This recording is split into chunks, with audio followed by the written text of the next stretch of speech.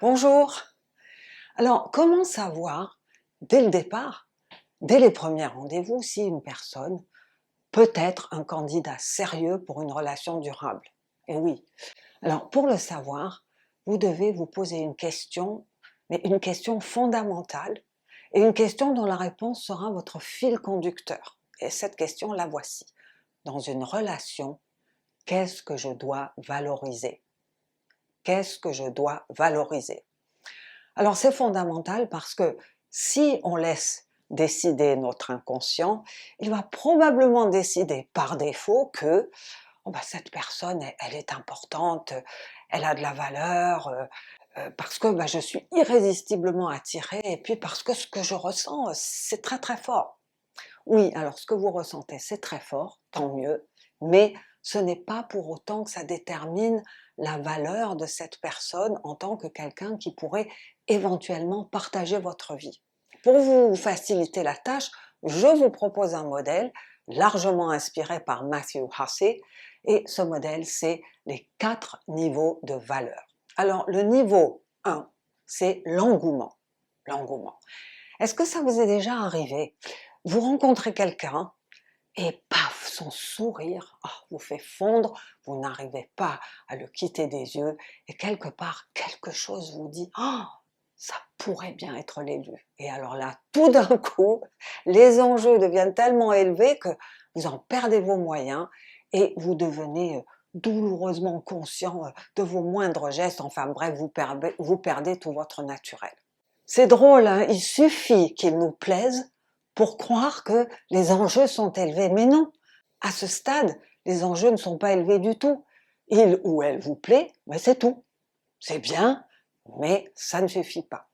Il vous faut au moins le niveau 2, qui est l'attraction mutuelle. Alors oui, ici, ça commence à être plus intéressant.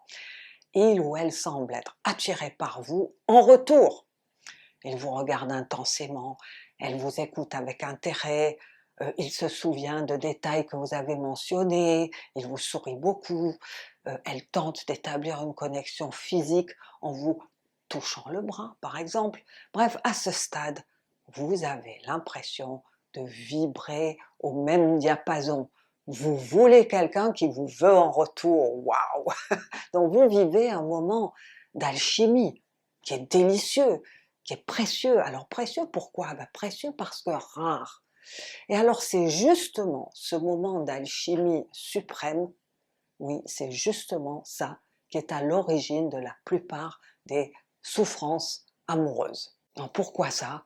Eh bien parce que ce moment magique, il porte en lui une promesse. Et c'est une promesse d'amour durable.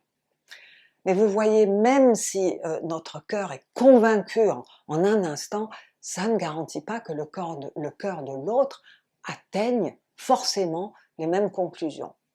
Et alors ce qui m'amène au niveau 3, qui est l'engagement. Oui, ça, c'est le niveau de valeur qu'il est vital d'identifier si vous voulez savoir si c'est la peine d'investir, de vous investir.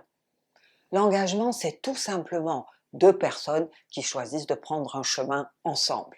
Je choisis d'être avec toi, tu choisis d'être avec moi, et d'une façon générale, ça implique que ce soit de façon monogame.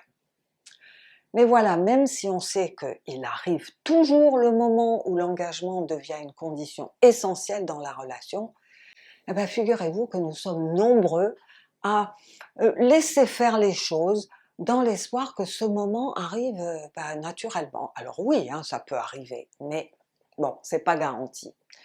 Et c'est pourquoi il y a encore tant de personnes qui, malgré des mois de relation, n'arrivent toujours pas à savoir où en est la relation.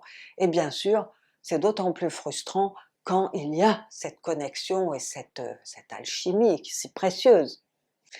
Vous voyez, sans accord mutuel pour construire quelque chose ensemble, vous n'avez pas de relation. Rester coincé sur votre attraction mutuelle, c'est un peu comme si vous découvriez ensemble un magnifique terrain avec un potentiel de fou, mais bon, pour l'instant, rien n'est construit dessus.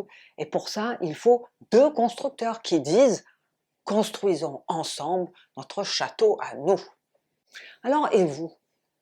Qui avez-vous dans votre relation? Un constructeur ou une connexion? Alors d'ailleurs, je parlais justement tout à l'heure de cette connexion qui est à l'origine de la plupart des souffrances amoureuses. Ben oui, parce que sans engagement, voilà, la connexion est vouée à l'échec. Et si quelqu'un avec qui vous avez une attraction mutuelle forte, si ce quelqu'un disparaît ou prend un autre chemin, ou si c'est vous qui, la mort dans l'âme, avez décidé de rompre, ne pleurez pas trop longtemps cette connexion perdue. Parce que vous ne pleurez pas ce que vous avez perdu véritablement, vous pleurez l'illusion de ce qui aurait pu être. Mais alors imaginons maintenant que vous avez l'attraction mutuelle et l'engagement. Waouh! Ça c'est déjà formidable et on peut dire que c'est de l'amour, non? Ça suffit, non? Oui, pas tout à fait parce que maintenant il vous faut le niveau de valeur 4 pour mettre toutes les chances de votre côté et ce niveau c'est la compatibilité. Alors oui, on a tendance à croire que l'amour triomphe de tout, que grâce à l'amour on peut surmonter tous les obstacles. Eh bien non, en amour justement, ce n'est pas le cas. Ce qui va triompher de tout, c'est la compatibilité. Et vous pouvez vous aimer, vous pouvez vous engager, mais est-ce que vous arrivez à bien fonctionner ensemble? Est-ce que vous avez une vision similaire de ce qu'est une relation sérieuse? Est-ce que vous poursuivez les mêmes objectifs? Et pour les objectifs qui sont différents de part et d'autre, est-ce qu'ils sont complémentaires ou en tout cas parfaitement acceptables sans nuire à la relation ou au contraire, est-ce qu'ils représentent deux avenirs totalement incompatibles? Alors vous pouvez aimer, mais si l'autre se comporte d'une manière qui ne correspond pas à vos valeurs, alors vos valeurs, c'est-à-dire ce qui est vraiment important pour vous, par exemple, quelles sont vos valeurs concernant la famille, la religion, les finances, le sexe, la carrière, le mode de vie, le social. Si c'est trop différent, eh bien alors la relation ne pourra pas s'épanouir comme vous l'envisagez. Si par exemple, il faut que vous fassiez un maximum de concessions sur les choses qui comptent le plus pour vous, eh bien vous ne serez pas heureux et vous finirez par avoir du ressentiment. Et ça, le ressentiment, c'est le tueur numéro 1 d'une relation.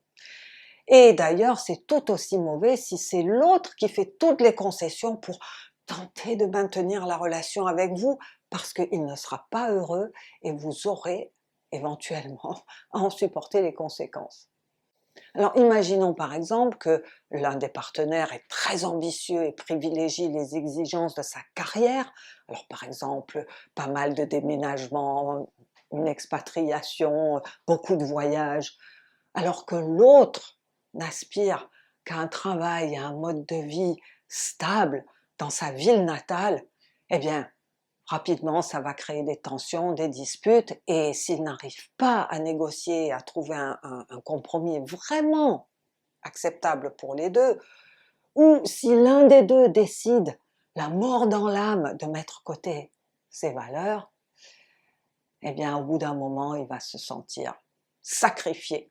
Et ce n'est pas comme ça que vous allez créer une relation solide et durable, trop d'incompatibilité. Voyez, être compatible, ça ne veut pas dire être toujours d'accord sur tout, mais non.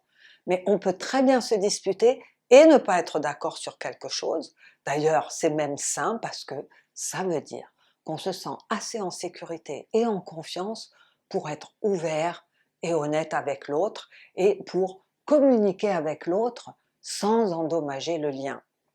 Donc arriver à trouver des solutions constructives quand vous êtes en conflit, eh bien c'est la base même de la compatibilité. Vous voyez, l'engouement, ça s'estompe. L'attraction mutuelle, elle peut fluctuer, mais un engagement solide et une compatibilité profonde sont véritablement les piliers d'une relation qui dure. Alors, au-delà du moment présent, quel type de relation souhaitez-vous construire? Et oui, au revoir.